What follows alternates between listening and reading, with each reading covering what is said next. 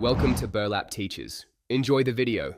You start by creating a new project and importing only the media you need so your timeline stays tidy.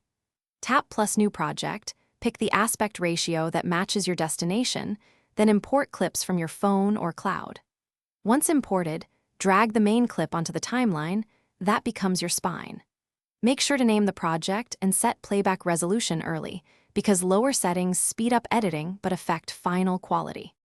You refine timing by trimming and splitting. Pinch to zoom, then use handles or the scissor tool to cut precisely.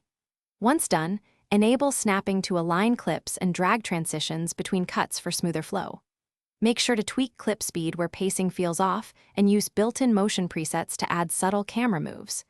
You should also balance audio levels now, reduce background track volume so the voiceover remains clear, and normalize clips. You finish by adding final touches, titles, a quick color grade, and any overlays or logos.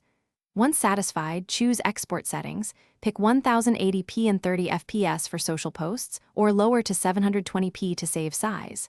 Tap Export and wait. Larger projects take longer.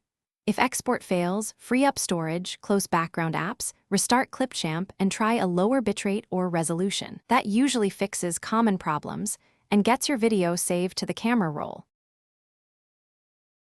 Thanks for watching. Consider subscribing if this video helped you.